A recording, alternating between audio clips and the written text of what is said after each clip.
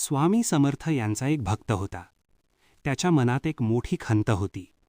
एके दिवशी तो स्वामींच्या चरणी गेला आणि नम्रपणे म्हणाला, स्वामी, मला एक मोठी समस्या आहे. माझ्या तोंडातून नकळत वाईट शब्द निघतात, कधी रागात, कधी विनाकारण.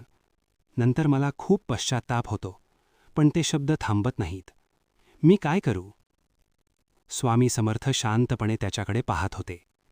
मग त्यांनी जवळ पडलेली एक छोटी कापडी पिशवी त्याला दिली आणि म्हणाले, जा, गावात फिरून ये आणि जिथे जिथे तू वाईट शब्द बोललास तिथे तिथे या पिशवीतून थोडं थोडं कापूस उडवत जा. भक्ताला थोडं आश्चर्य वाटलं, पण स्वामींच्या आज्ञेप्रमाणे तो गावभर फिरला. जिथे जिथे त्याने कधी वाईट बोललं होतं तिथे तिथे त्याने कापूस उडवला. काही वेळात सगळा कापूस वाऱ्यावर उडून गेला. तो परत स्वामी समर्थांकडे आला.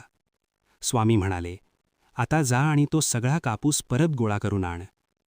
भक्त म्हणाला, स्वामी, ते कसं शक्य आहे? कापूस तर वाऱ्यावर सगळीकडे उडून गेला. तेव्हा स्वामी समर्थ हसले आणि म्हणाले, बाळा, तोंडातून निघालेले वाईट शब्दही असेच असतात. एकदा बाहेर पडले की ते परत घेता येत नाहीत. ते दुसऱ्यांच्या मनाला लागतात आणि दूरपर्यंत पसरतात. भक्ताचे डोळे पाणावले. त्याला स्वामींचा बोध समजला. स्वामी समर्थ पुढे म्हणाले, बोलण्याआधी एक क्षण थांब, मन शांत ठेव. जिभेवर ताबा ठेवला तर आयुष्य सुखी होईल. त्या दिवसापासून भक्ताने एक नियम केला. राग आला की बोलण्याआधी स्वामींचं नाव घ्यायचं. हळूहळू त्याचे वाईट शब्द थांबले आणि त्याचे बोलणे गोड झाले.